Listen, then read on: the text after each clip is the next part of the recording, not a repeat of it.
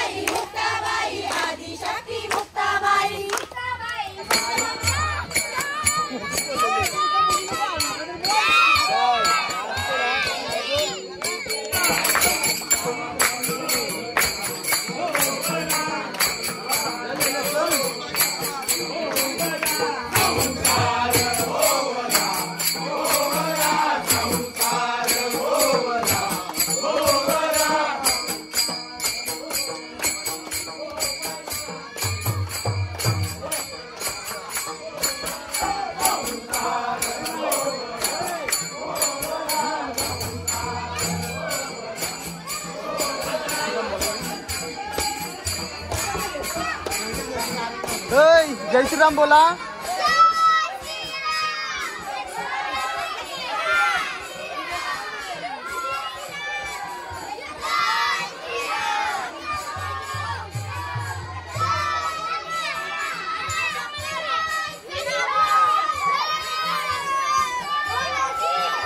जय श्रीराम.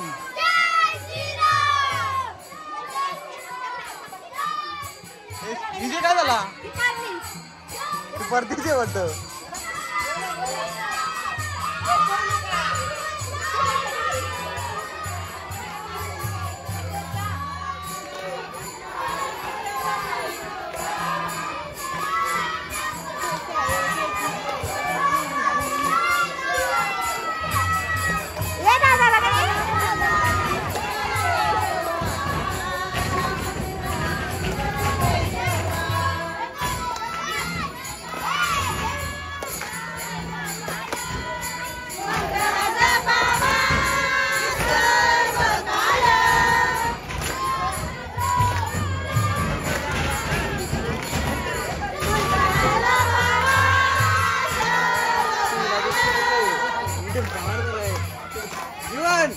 जीवन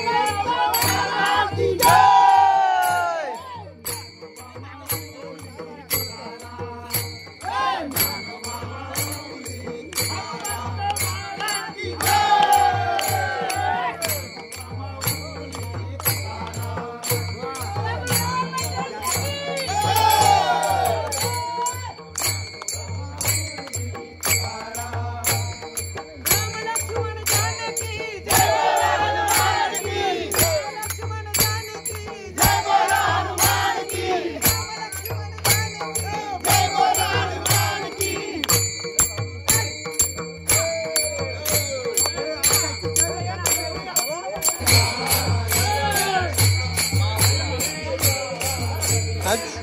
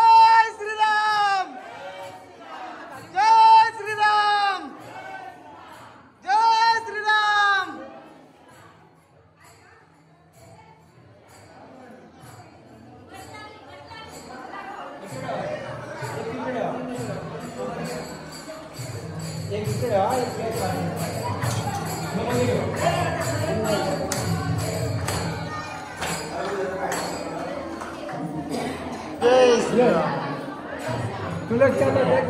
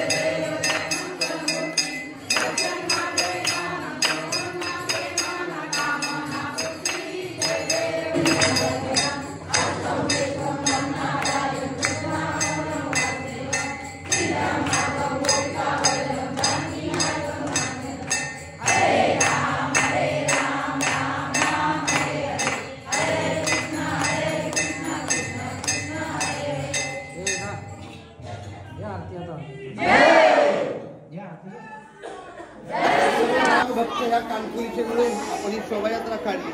याचा उद्देश हाच आहे की येत्या आपल्या सोमवारी म्हणजे पाऊस शुद्ध द्वादशीला 22 जानेवारी त्या दिवशी आपल्या प्रभू रामचंद्रांचं विराजमान तर झालेले आहेत राम मंदिरामध्ये अयोध्येला, परंतु त्यांचं प्राण प्रतिष्ठा सोहळा त्या दिवशी होतोय आणि त्याची वेळ आहे सकाळी 11 ते दुपारी 1 वाजेपर्यंत. सर्वांना माहीत असेल, तुम्हाला माहीत असेल तरी सांगतो. त्या वेळेमध्ये मात्र आपण शक्यतो सर्वांनी एकत्रित यावं. जसं आता आपण एकत्र सर्व आला एका मंदिरामध्ये या, गर्दी होत असेल तर 2 मंदिरामध्ये या, परंतु त्यावेळेला भजन पूजन कीर्तन किंवा प्रवचन किंवा सहज अगदी नामस्मरण केलं तरी चालेल. आणि आत्ता दिलेल्या ज्या अक्षता आहेत त्याच्यामध्ये अजून काय अक्षता मिळून, कारण आत्ता ज्या तुमच्याकडे अक्षता आलेल्या आहेत त्या अक्षता म्हणजे मंत्र विभूषित केलेल्या अक्षता आहेत. त्या अयोध्येमध्ये अनेक ऋषीमुनी येऊन त्या अक्षता मंत्र विभूषित केल्या, तिथून त्या अक्षता पत्रक आणि आपल्या प्रतिमा आलेल्या आहेत. लक्षात ठेवा, असं मला वाटतं संजय पाटील यांच्या प्रतिमा दिलेल्या आहेत त्या. तर ते निमंत्रण आहे, लक्षात ठेवा. म्हणजे आपल्याला सर्वांना ह्यावेळेला जाता येत नाहीये, परंतु ते निमंत्रण सर्वांसाठी आहे. कधीतरी पुढल्या काही काळामध्ये आपण सर्वांनी तिथं प्रभू रामचंद्रांचे चरणी जाऊन दर्शन घ्यावं. त्यासाठी आत्ता ह्या ज्या अक्षता आहेत त्या अक्षता, पत्रक आणि आपल्या प्रतिमा प्रत्येक घरापर्यंत पोचतील असा आपण प्रयत्न करावा. कारण हे आत्ता सध्या केवळ आपल्या देशामध्ये नाही आहे, तर आपल्या देशाव्यतिरिक्त परदेशामध्ये सुद्धा हे अभियान चालू आहे. हे काय आहे, मागे आपण 2022ला एक अभियान केलं होतं, माहिती आहे आपल्याला सुद्धा, आपल्या गावामध्ये आले होते. ते निधी संकलन अभियान होतं. आपल्या सर्व सकल हिंदू समाजाने निधी दिला, निधी झाला. त्याच्यामुळे आपल्यामुळे हे मंदिर बनते, सर्वांच्यामुळे. तर आपली सर्वांची जबाबदारी आहे की आपल्याकडे निमंत्रण पोहोचलं पाहिजे. म्हणून आत्ताचं अभियान हे निमंत्रण अभियान आहे, केवळ निमंत्रण. तर काही ठिकाणी आम्हाला अनुभव आले की लोक त्यासाठी काही निधी देत आहेत, पण आत्ता निधी घेण्याची वेळ नाही आहे. निधी कोणाचा घेऊ नये, आणि घेतला तर आपले प्रभू रामचंद्राचं मंदिर आहे. शेवटी देव हा एक आहे. आपल्या मंदिरासाठी कामाला येत असेल तर हरकत नाही, पण तिथंच ठेवा होतो. त्याचा हिशोब सध्या तरी कोणी ठेवणार नाही. आणि गावामध्ये लोकांनी सांगितलं आमचं घेतलं पाहिजे, पण घेऊन द्यायचं कोणाकडे ते. हां, हवं तर ऑनलाईन तुम्ही करू शकता, पण शक्यतो निधी कोणाचा घेऊ नका, कारण निमंत्रण अभियान आहे. सर्वांपर्यंत निमंत्रण पोहोचावं आणि त्या दिवशी तो सोहळा व्हावा. पण निमंत्रण पत्रक मात्र 1 जानेवारी ते 15 जानेवारी हा कालावधी आहे. म्हणजे 15 तारखेपर्यंतच आपल्याला निमंत्रण पत्र घरापर्यंत पोहोचवायचे आहे. 15च्या नंतर 16 ते 22 पर्यंत तो सोहळा चालू होतोय तिथे. म्हणजे मंत्र अनुष्ठान तिथे होणार आहे. आपण त्या दिवशी करू शकतो असं काही नाही, परंतु 22 तारखेला मात्र सर्वांनी एकत्रित यावं. अगदी सर्व भेद जे काय असेल कुठलं ते सर्व विसरून, पण प्रभू रामचंद्र हे मर्यादा पुरुषोत्तम आहेत. मर्यादा पुरुषोत्तम आणि श्रीकृष्ण हे पुष्टी पुरुषोत्तम आहेत. पुष्टी पुरुषोत्तमाचं आपण आचरण नाही करू शकत, परंतु प्रभू रामचंद्रांचं आचरण आहे. आणि त्यांचं आचरण म्हणजे थोडक्यात प्रभू रामचंद्र आपल्यापर्यंत पोहोचले. हे सोहळे कशासाठी, तर आपल्यामध्ये सर्वांमध्ये आहे. थोडक्यात काय की सर्वांगठी राम देहादेही एक ममेवांश जीवलोकी जीवभूत सनातना. प्रत्येकामध्ये भगवंताचा अंश आहे, परंतु तो अंश आहे हे जाणण्यासाठी, हे समजण्यासाठी हे असे